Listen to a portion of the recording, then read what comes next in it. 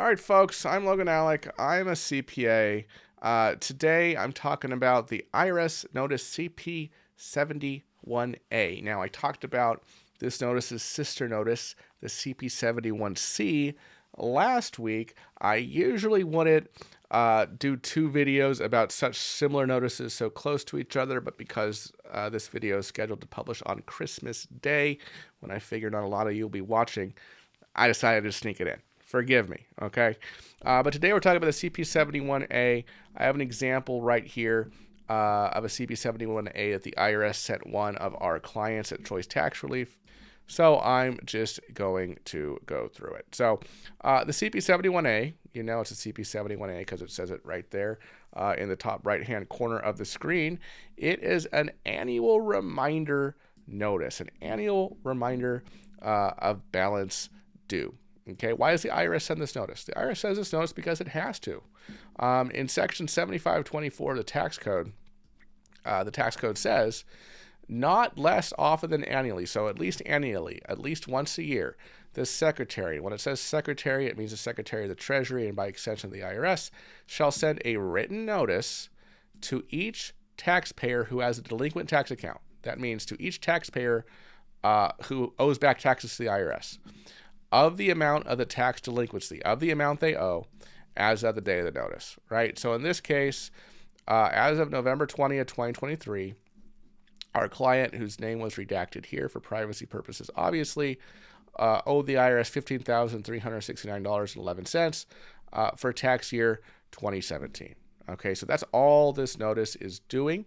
The IRS generally sends this notice to taxpayers who are in currently not collectible status for that tax year, believe it or not. So if you got this notice, if you got the CP71A, you're probably in CNC for this tax year, meaning the IRS does not believe it can collect this money from you at this time. Their disposition towards you may change in the future, but as of right now, it's likely you're in CNC status with the IRS.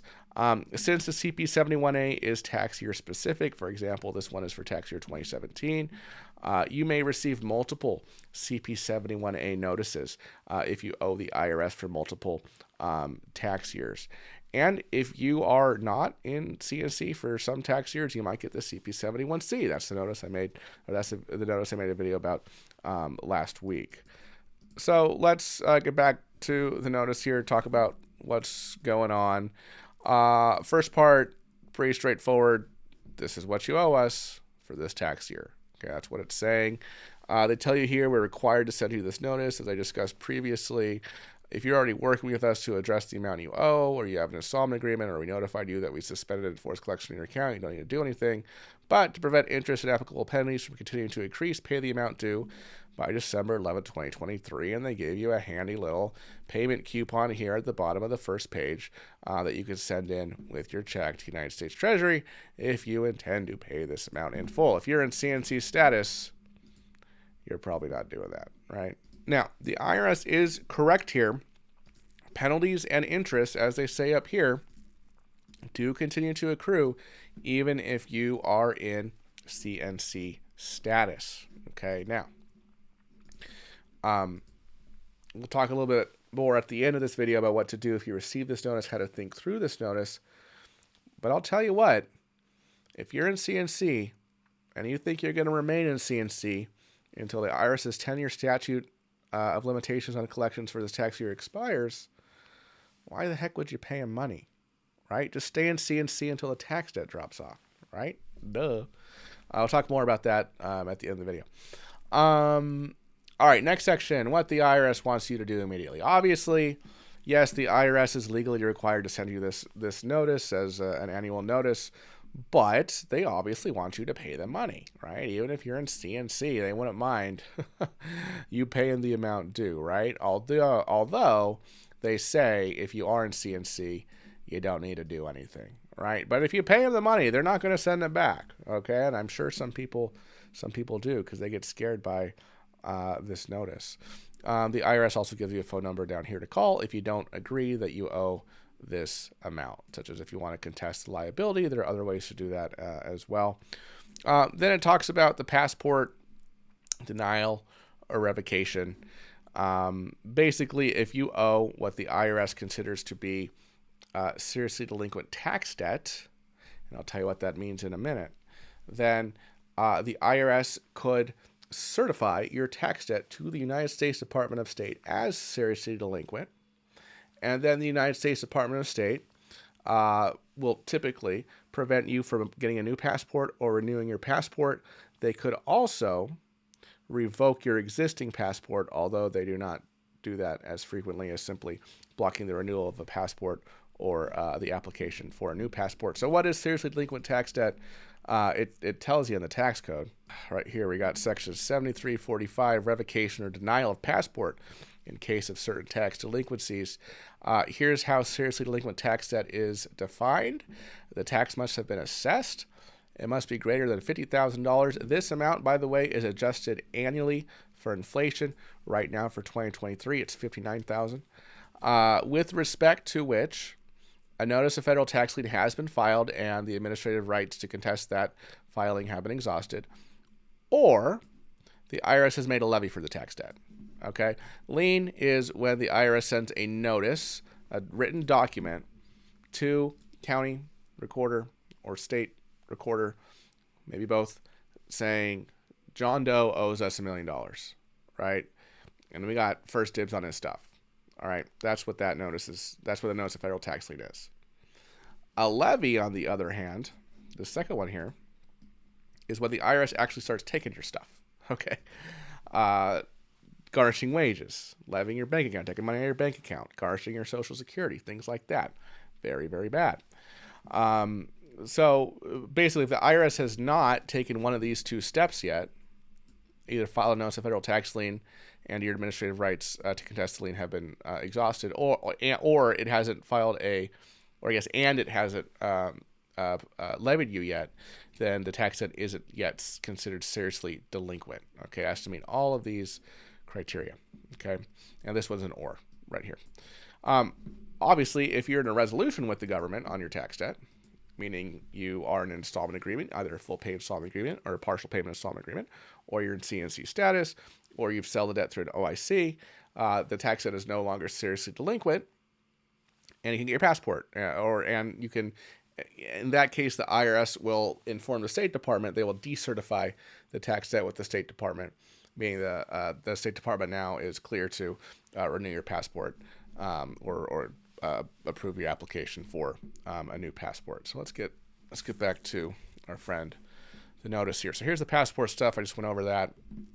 Here's the passport stuff continued. There's the $59,000 figure I told you about for 2023, and it goes up every year. But I think I just went over this stuff in detail with y'all, so I'm not going to go over it again here. Next section is payment options. Pretty self-explanatory section. I'm not going to go into detail about it.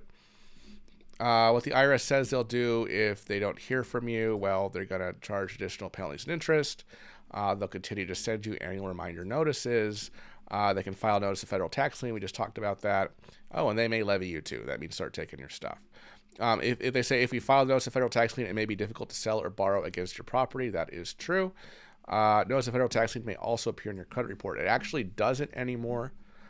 Since 2018, when Experian, Equifax, and TransUnion all got together and voluntarily decided not to report notices of federal tax lien on credit reports anymore, so they're not on your credit reports, and they don't affect your credit score. Okay, they're still public records. Someone could still find out about them. If they do a public record search, they go down to the county recorder's office, they could still find out about it. It's just not on your credit reports anymore. I made a video about that. Link to that at the top of the screen. All right, additional information. This is just typical stuff they put at the end of every notice. Here's the IRS's webpage about the notice. Here's where you get tax forms and stuff, how to contact them, keep this notice for your records. Okay, so that is the CP71A. Now, what should you do if you receive this notice from the IRS? Okay, this is not a freak out notice, right? Just like the CP71C, not a freak out notice. Okay, this is a notice simply telling you still owe us money. We haven't forgotten about it, right?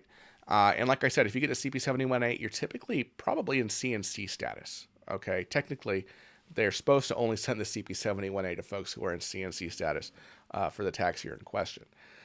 So what should you do? Well, if you're in CNC, let me give you an example. Let's say this notice is for tax year 2015. It's currently the end of 2023.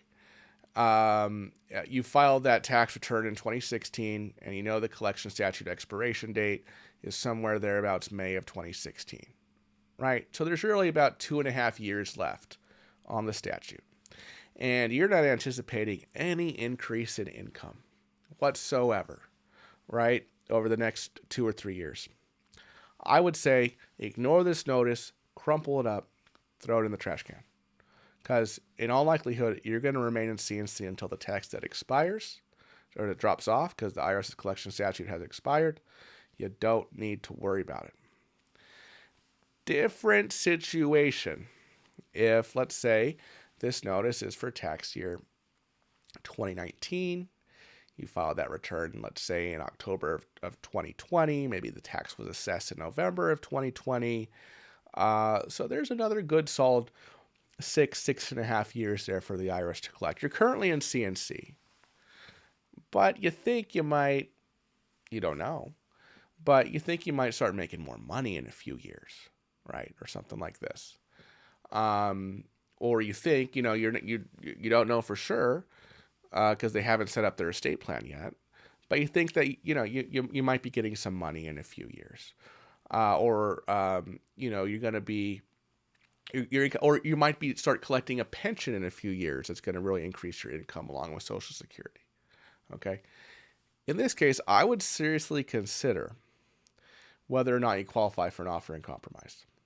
Okay. Right now, based on your current financial condition, because an offer in compromise will give you a finality now that you won't have yet with CNC for another 6.5 years. And a lot can change in 6.5 years. You see what I'm saying? Because we have clients who come to us, they're in CNC, they actually got the CP71A. They're in CNC. Sorry, I got a cough. But they're kind of looking down the corridors of time in the future, and they're thinking, well, I might be kicked out of CNC before the tax debt drops off. At least consider the prospect of an offer in compromise so you can have that finality there so the tax debt can be put behind you once and for all without waiting on the CSED. So yeah, that's what I would say you should do. If you get the CP71A, if you think you're going to stay in CNC for the long haul, crumple it up, throw in the trash can, don't worry about it. Or maybe you want to consider an offer. Those are the two main things. There's other situations as well where maybe I'd recommend something different, but those are the two major things I'd recommend if you get this notice and you're in CNC.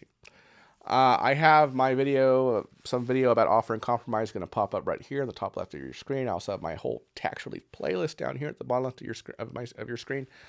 You want to talk to us at Choice Tax Relief, give us a call, 866-8000-TAX. Visit us, choicetaxrelief.com. Or you can click free consultation at the top of the webpage or fill out the form on the homepage, and we'll reach out to you. So thank you so much for watching, folks. Merry Christmas if you're watching this on Christmas and you celebrate Christmas. I'll see you in the next video.